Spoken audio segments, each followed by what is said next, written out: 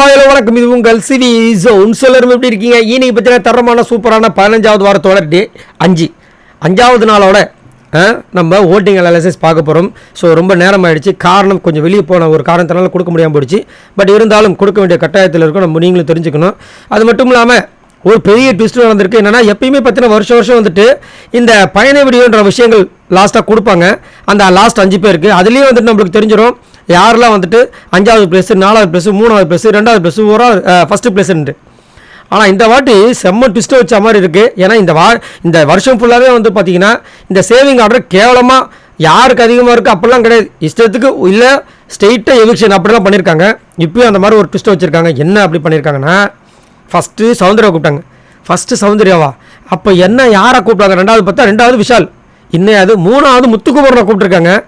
என்ன எந்த ஆர்டரில் கூப்பிடுன்னு தெரியல. ஏன்னா இதுக்கு முன்னாடி வருஷங்களாக பார்த்தீங்கன்னா என்ன ஓட்டிங் ஆர்டர் இருக்கோ அந்த ஓட்டிங் ஆர்டர் தான் இது வரைக்கும் கூப்பிட்டுருக்காங்க. அது அசீம் சீசன் சரி, ராஜு சீசனு, அதுக்கு முன்னாடி அர்ச்சனாவோட சீசன், எல்லாத்துலேயும் பாருங்கன்னா அதே மாதிரி தான் இருக்கும். அந்த டைட்டில் வின்னரில் மட்டும் லைட்டாக மாறும். ஆனால் இந்த வாட்டி என்ன பண்ணியிருக்காங்க, ஃபஸ்ட்டு வந்துட்டு சௌந்தர்யா கூப்பிட்டாங்க, 2வது விஷாலை கூப்பிட்டாங்க, 3வது இப்போ தான் வந்து நம்ம முத்துக்குமரன் போனாப்பில். ஸோ அதை வச்சு பார்க்கும்போது கொஞ்சம் பக்குன்னு இருக்குது. பட் இருந்தாலும் மக்களோட ஓட்டு மகேசன் தீர்ப்பு அப்படின்ற மாதிரி நம்மளோட முத்துக்குமரன் தான் வந்து வாகை சூடுவார் அப்படின்ற மாதிரி இருக்குது. அது மட்டும் இல்லாமல் எப்பயுமே இந்த ஃபினாலேக்குன்ட்டு ஒரு ப்ரொமோ ஒன்று வருமே, என்னையே ஒன்றும் வரவே இல்லை, என்ன ஆச்சு அந்த ப்ரொமோ காணமே அப்படின்ற மாதிரி ஒரு பதபதைப்பும் இருக்குது. ஆக மொத்தத்தில் இந்த வாரம் முடிவு போகுது, அது வேறு விஷயம். சரிங்களா? ஸோ நீங்கள் மறக்காமல் முத்துக்குமரனுக்கு எல்லா இடத்துலையும் ஓட்டை போடுங்க. இது ஒன்று. 2வது பார்த்தீங்கன்னா, முத்துக்குமரனுக்கு இந்த பணப்பெட்டி டைமில் வந்துட்டு ஒரு விஷயத்தை வந்து பண்ணியிருந்தாங்க. அந்த வீடியோ போஸ்ட் பண்ணியிருந்தேன். என்னென்னா, அவர் அந்த பணப்பெட்டி எடுக்க வரும்போது அந்த இடமே இருட்டாக இருந்துச்சு. ஃபர்ஸ்ட் டைம் அவர் வெளியே வராரு. அந்த இடமே ஏற்கனவே இதை வந்து நம்ம சப்ஸ்கிரைபர்ஸ்லாம் கமெண்ட்ஸ் போட்டிருந்தாங்க, இதை பற்றி கொஞ்சம் பேசுங்க. நான் அதில் அந்த அளவுக்குலாம் பெருசாக பண்ண மாட்டாங்கன்னு நினச்சேன். பட் கொஞ்ச நேரத்துக்கு முன்னாடி ஒரு வீடியோ பார்க்குறேன், அவ்வளோ விஷயங்கள் இருக்குது. ஏன்னா அதே நைட்டு தான் வந்து விஷால் ஓடுறாரு, அவ்வளோ வெளிச்சம், அவ்வளோ லைட் இருக்குது. முத்துக்குமரன் ஓடும்போது லைட்டே இல்லை, ஜிலோன் இருக்குது, ரோடெல்லாம் தண்ணியாக இருக்குது, மழை பெஞ்சுதுன்றாங்க ஒரு சில பேர். எங்கேயா மழை பெஞ்சுது? அது என்ன நடுவில் மட்டும் மழை பெஞ்சிருக்குது, சைடெல்லாம் மழையே பெய்யலையா? நடு மழையா இது? ஒன்றும் புரியல. நடுவில் அப்படியே சேர்ந்த மாதிரியே லைட்டாக இருந்துச்சு. அவரு பார்த்து ஓடி வந்தார். ஆனால் இவருக்கு பலன்னு வச்சுருக்காங்க. என்னையா ஒன்றும் புரியலப்பா, என்ன தான் நீங்கள் நினச்சிருக்கீங்கன்ற மாதிரி தெரில. இதை பற்றி உங்களோட கருத்து சொல்லுங்கள். பட் என்ன தடைகள் வந்தாலும் தடைகளை உடைச்சி நம்மளால் சரித்திரம் படைப்பார் அப்படின்றதெல்லாம் மாற்று கருத்தே கிடையாது. அதை பற்றி உங்களோட கருத்தை சொல்லுங்கள். அதேமாதிரி ஜெஃப்ரியும் சத்யாவும் பண்ண விஷயங்களை குறும்படமாக நிறைய பேர் வந்து கேட்டுட்ருக்காங்க. இந்த விஷயத்தை கண்டிப்பாக குறும்படமாக போட்டு அவங்க முன்னாடி காமிக்கணும். அப்போ தான் இவங்கள மாதிரி ஆட்கள் பண்ண மாட்டாங்க. அது மட்டும் இல்லாமல் அப்பவும் பண்ணிவிட்டு அதுக்கப்புறம் நைட்டு வந்து அவ்வளோ டான்ஸு, அவ்வளோ அட்டகாசம் பண்ணாங்க. இந்த பக்கம் வந்து நிறைய பேருக்கு அந்த ரியா, முத்துக்குமரன், மஞ்சரி, ரயான் இவங்களுக்குலாம் ரொம்ப வருத்தமாக இருந்துச்சு. ஏன் இந்த அளவுக்கு வந்துட்டு ஜாக்லின் போனதை வந்து கொண்டாடுறாங்க நம்மளாம் பேசிட்டு இருந்தாங்க. அதை பற்றி உங்களோட கருத்துக்களை சொல்லுங்கள். இப்போ வாங்க இந்த அனாலிசிஸ் வீடியோக்குள்ளே போகலாம்.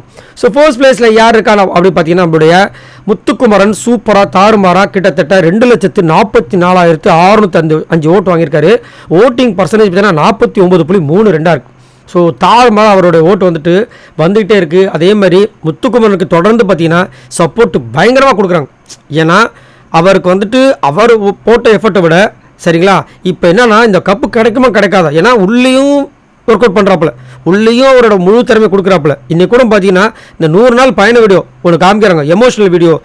நாங்கள் சொல்லணும் இண்டிவிஜுவல் கேம் தான் விளையாடணும், ஆனாலும் நீங்கள் வந்துட்டு அதை தாண்டி ஃப்ரெண்ட்ஷிப் ஆகிட்டீங்க, அந்த ஃப்ரெண்ட்ஷிப் இதை பார்க்கலான்னு சொல்லிட்டு காமிக்கிறாங்க. அதை ஃபுல் அண்ட் ஃபுல் பார்த்தீங்கன்னா இந்த விஷால், தர்ஷிகா, அன்ஷிதா, அப்புறமா யார் சத்யா, ஜெஃப்ரி இவங்க மட்டுமே வராங்க. அப்புறமா ஜாக்லின், சௌந்தர்யா, ஏன் இவங்களாம் வந்து ஃப்ரெண்ட்ஷிப்பாக பழகலையா? ஏன் நம்ம முத்துக்குமரனுக்கும் தீபக்கும் உள்ள பாண்டிங் விட அவங்க சூப்பரான பாண்டிங், உண்மையான பாண்டிங்க. முத்து மஞ்சரி உண்மையான பாண்டிங்க, ஜாக்லின் மஞ்சரி உண்மையான பாண்டிங்க, பவித்ராவும் தர்ஷிகாவும் உண்மையான பாண்டிங். இவங்கெல்லாம் பவித்ராலாம் சுத்தமாக காணும். பவித்ராவும் ஒரு இடத்துல ஃபீல் பண்ணிட்டாங்க, இன்னும் நம்மளாம் காணும் அப்படின்னு. ஏன் இந்த லாஸ்ட் நாளில் கூடமா இந்த மாதிரி 100 நாள் தொகுப்புனா எல்லாருமே வரணுமா இல்லையா? அது கொஞ்சம் வருத்தமாக இருந்துச்சு. பட் அடுத்தபடியாக வந்துட்டு ஒரு விஷயம் சம்பவம் பண்ணாங்க, கோவப்பட்ட விஷயங்கள். அதில் மொத்தமாக வந்து சதிச்சாங்க. நம்ம முத்துக்குமரன் எல்லாத்தையும் வந்தாப்புல. அதே மாதிரி அதுக்கு முன்னாடி டாஸ்க் அப்படின் போது முத்துக்குமரன் ஹைலைட்டாக வந்தாப்புல. இதில் இன்னொரு ஹைலைட் என்ன தெரியுங்களா? சௌந்தர்யாவுக்கு பயண வீடியோ ஃபஸ்ட்டு போட்டாங்கல்ல, அதில் போய் பார்த்தா முத்துக்குமரன் அதிகப்படியாக இருக்காரு. அதுலேயே அவங்க சொல்கிறாங்க முத்துக்குமரன் தான் 1.5 மணி நேரம் இருப்பான் பொழுது. ஏன்னா அவன் நிறைய சமூகங்கள் பண்ணியிருக்கான், அந்த ஏவியே பயங்கர பெருசாக இருக்கும் போல இருக்குன்னு அந்த அளவுக்கு பயப்படுறாங்க. ஸோ இதுக்கு மேலே என்ன வேணும்? முத்துக்குமரன் வந்துட்டு இந்த டைட்டில் வாங்குறதுக்கு உண்டான தகுதி. சரிங்களா? அதை பற்றி உங்களோட கருத்து சொல்லுங்கள். 2வது பிளேஸ் பற்றி நம்மளுடைய சௌந்தர்யா இருக்காங்க. இவங்க எவ்வளோ ஓட்ஸ் வாங்கியிருக்காங்க அப்படி பார்த்தீங்கன்னா 99,452 ஓட்ஸ் வாங்கியிருக்காங்க. ஓட்டிங் பர்சன்டேஜ் பார்த்தீங்கன்னா 20.05. ஸோ சௌந்தர்யா இன்றைக்கி பார்த்தீங்கன்னா, அதாவது ஃபஸ்ட்டு ஒரு பயண வீடியோ 100 நாள் வீடியோ போட்டிருந்தாங்க. மொத்தமாக சுத்தமாக சௌந்தர்யாவை காணும். அதுக்கப்புறம் ஏன்னா டாஸ்க்கு அவங்க வந்து பெருசாக பண்ணல, அதனால காணும். அதுக்கப்புறம் பார்த்தீங்கன்னா ஃப்ரெண்ட்ஷிப் விஷயத்தில் நிறையா வந்தாங்க. அதுக்கப்புறம் ஒரு டாஸ்க்கு ஒரு கோவம் அதுலேயும் பார்த்தீங்கன்னா வந்தாங்க. ஸோ இதுலேருந்து என்ன தெரியுதுன்னா அவங்களாம் வந்துட்டு இந்த ப்ரொவோக் பண்ணுற விஷயங்கள், சண்டை போடுற விஷயங்கள் இதை காமிச்சாங்களே தவிர வேறு பர்ஃபார்மன்ஸ் பெருசாக இல்லை. அதேமாதிரி பயண விரைவும் சவக்கும் முடிஞ்சு போச்சு. அவங்களே சொல்கிறாங்க, என்னங்க நான் எவ்வளோ விஷயங்கள் பண்ணாங்க வரவே இல்லை பெருசாக அப்படின்னு. அதுவும் அந்த பயண விரை அவங்களுக்கு காமிக்கும்போது என்ன காமிக்கிறாங்க, அவங்க வச்ச புளி குழம்பு இப்படி தான் நிறைய விஷயங்கள். அதேமாதிரி நான் இந்த மாதிரி ஜாலியாக பேசுகிறது, ஜாலியாக பாட்டு பாடினது இப்படி தான் போடுறாங்க. வேறு என்ன பண்ண முடியும்? எடிட்டர்ஸு டென்ஷனாக இருப்பாங்க போல இருக்கு. பட் இருந்தாலும் இவ்வளோ தூரம் வந்த சௌந்தர்யா கண்டிப்பாக வந்துட்டு மினிமம் ஒரு 3rd place 4th பிளேஸில் வருவாங்க, இல்லை 2nd பிளேஸில் வருவாங்கன்றதான் எதிர்பார்க்கப்படுது. ஏன்னா ஓட்டு அந்த மாதிரி இருக்குது. பார்க்கலாம் என்ன நடக்குதுன்னு. ஆனால் இந்த வாட்டி ஃபஸ்ட்டு பயண விட அவங்களுக்கு தான் காமிச்சாங்க. ஒருவேளை டைட்டில் அடிச்சிருவாங்களோ அப்படின்னு நீங்கள் நினச்சிங்கன்னா அதெல்லாம் சான்ஸே இல்லை. நம்ம மண்ணின் மனிதன் வாங்கிடுவாப்பில். 3வது பிளேஸ் பற்றி நம்மளுடைய விஷால் இருக்கார். இவர் எவ்வளோ ஓட்ஸ் வாங்கியிருக்காரு அப்படின்னு 68,440 ஓட்ஸ் வாங்கியிருக்காரு. ஓட்டிங் பர்சன்டேஜ் பார்த்தீங்கன்னா 13.8. ஸோ விஷால் கண்டிப்பாக வந்துட்டு இன்றைக்கி சூப்பரான ஒரு சம்பவம் பண்ணாப்புல.